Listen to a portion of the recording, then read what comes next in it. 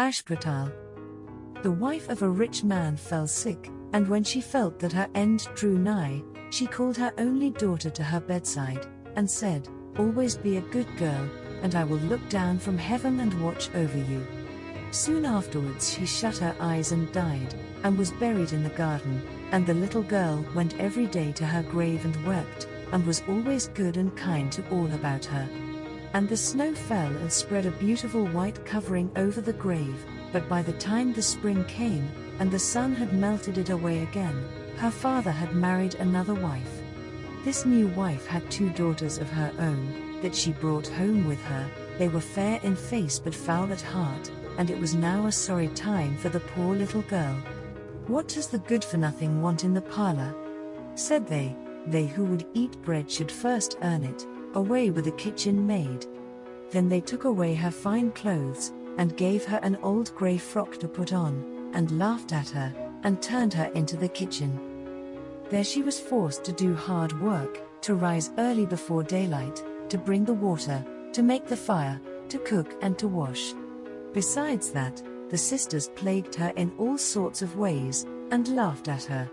In the evening when she was tired, she had no bed to lie down on, but was made to lie by the hearth among the ashes, and as this, of course, made her always dusty and dirty, they called her Ashputtel. It happened once that the father was going to the fair, and asked his wife's daughters what he should bring them.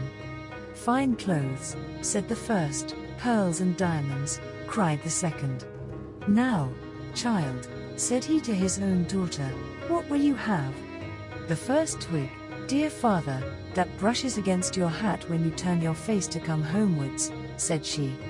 Then he bought for the first 2 the fine clothes and pearls and diamonds they had asked for, and on his way home, as he rode through a green copse, a hazel twig brushed against him, and almost pushed off his hat, so he broke it off and brought it away, and when he got home he gave it to his daughter. Then she took it, and went to her mother's grave and planted it there, and cried so much that it was watered with her tears, and there it grew and became a fine tree. 3 times every day she went to it and cried, and soon a little bird came and built its nest upon the tree, and talked with her, and watched over her, and brought her whatever she wished for. Now it happened that the king of that land held a feast, which was to last 3 days, and out of those who came to it his son was to choose a bride for himself.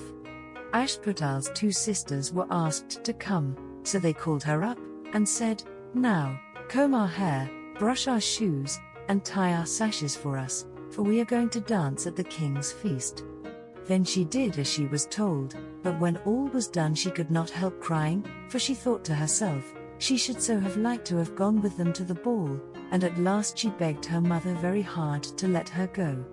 "You, Ashputtel," said she, "you who have nothing to wear, no clothes at all, and who cannot even dance, you want to go to the ball?"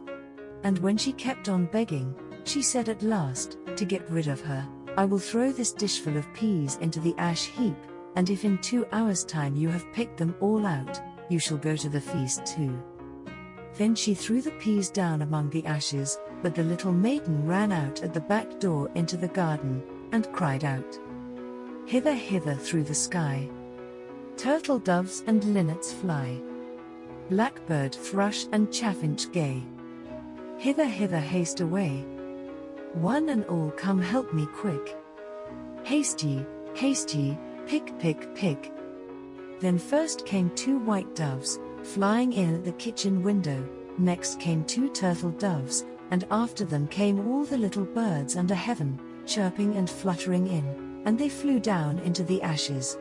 And the little doves stooped their heads down and set to work, pick, pick, pick, and then the others began to pick, pick, pick, and among them all they soon picked out all the good grain, and put it into a dish that left the ashes. Long before the end of the hour the work was quite done, and all flew out again at the windows. Then Ashputtel brought the dish to her mother, overjoyed at the thought that now she should go to the ball. But the mother said, "No, no. You slut, you have no clothes, and cannot dance, you shall not go." And when Ashputtel begged very hard to go, she said, If you can in 1 hour's time pick 2 of those dishes of peas out of the ashes, you shall go too. And thus she thought she should at least get rid of her. So she shook 2 dishes of peas into the ashes. But the little maiden went out into the garden at the back of the house, and cried out as before. Hither, hither through the sky. Turtle doves and linnets fly. Blackbird, thrush and chaffinch gay. Hither, hither haste away. One and all come help me, quick. Haste ye, pick, pick, pick. Then first came 2 white doves in at the kitchen window, next came 2 turtle doves, and after them came all the little birds under heaven, chirping and hopping about. And they flew down into the ashes, and the little doves put their heads down and set to work, pick, pick, pick, and then the others began pick, pick, pick, and they put all the good grain into the dishes, and left all the ashes. Before half an hour's time all was done, and out they flew again. And then Ashputtel took the dishes to her mother, rejoicing to think that she should now go to the ball. But her mother said, It is all of no use, you cannot go, you have no clothes, and cannot dance, and you would only put us to shame, and off she went with her 2 daughters to the ball. Now when all were gone, and nobody left at home, Ashputtel went sorrowfully and sat down under the hazel tree, and cried out, Shake, shake, hazel tree, gold and silver over me. Then her friend the bird flew out of the tree, and brought a gold and silver dress for her, and slippers of spangled silk, and she put them on, and followed her sisters to the feast.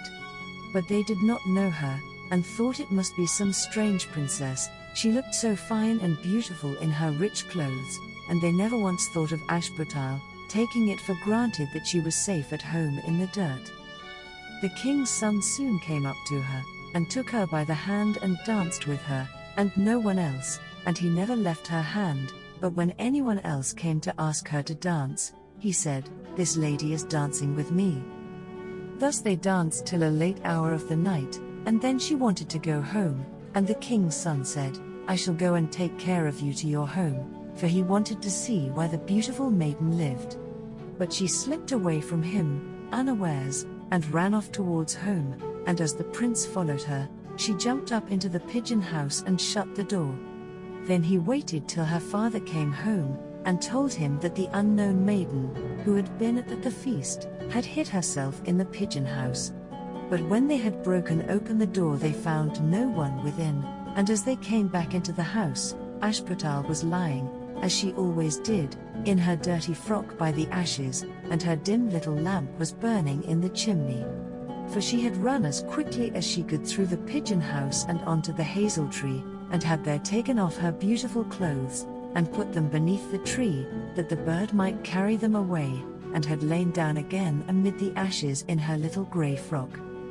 The next day when the feast was again held, and her father, mother, and sisters were gone, Ashputtel went to the hazel tree, and said, Shake, shake, hazel tree, gold and silver over me. And the bird came and brought a still finer dress than the one she had worn the day before.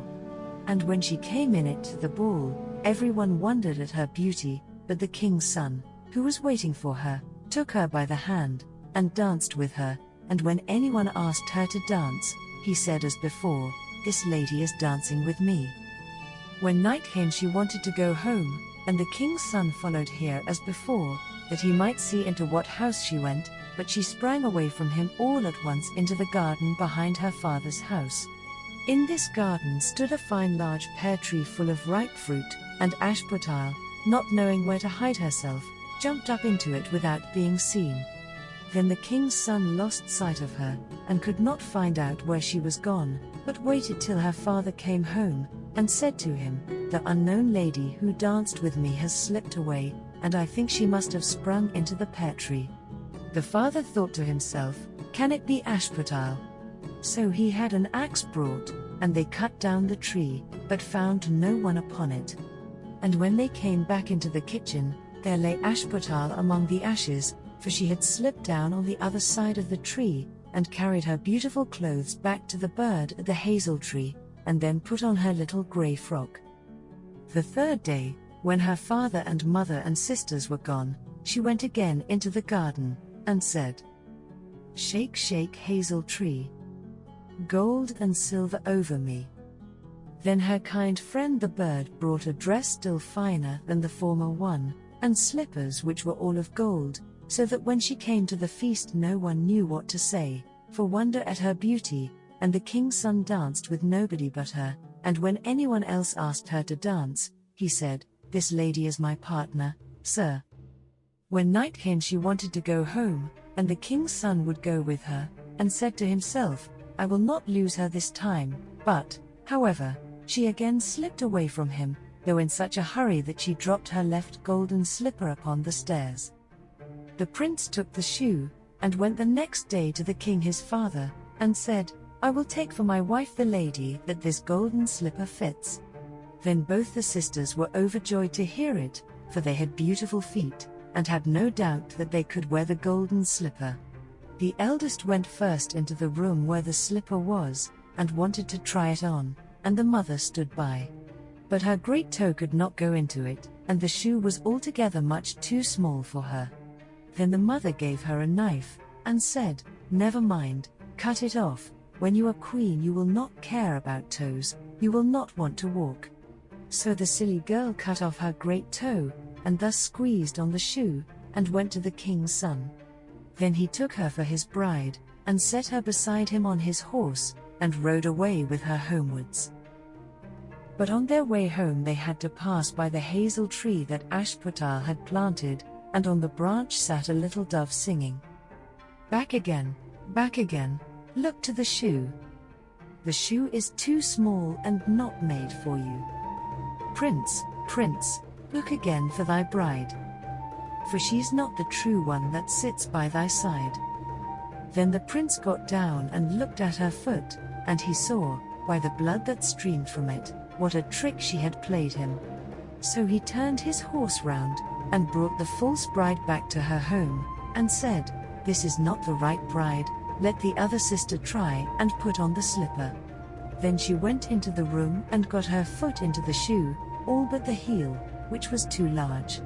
But her mother squeezed it until the blood came, and took her to the king's son, and he set her as his bride by his side on his horse, and rode away with her. But when they came to the hazel tree the little dove sat there still, and sang, back again, look to the shoe. The shoe is too small and not made for you. Prince, prince, look again for thy bride, for she's not the true one that sits by thy side." Then he looked down, and saw that the blood streamed so much from the shoe, that her white stockings were quite red. So he turned his horse and brought her also back again. "This is not the true bride," said he to the father, "have you no other daughters?" "No," said he, "there is only a little dirty Ashputtel here, the child of my first wife. I am sure she cannot be the bride." The prince told him to send her. But the mother said, "No, she is much too dirty, she will not dare to show herself." However, the prince would have her come, and she first washed her face and hands, and then went in and curtsied to him, and he reached her the golden slipper. Then she took her clumsy shoe off her left foot, and put on the golden slipper, and it fitted her as if it had been made for her. And when he drew near and looked at her face he knew her, and said, "This is the right bride." But the mother and both the sisters were frightened, and turned pale with anger as he took Ashputtel on his horse, and rode away with her. And when they came to the hazel tree, the white dove sang, "Home, home, look at the shoe. Princess, the shoe was made for you. Prince, prince, take home thy bride, for she is the true one that sits by thy side." And when the dove had done its song, it came flying, and perched upon her right shoulder, and so went home with her.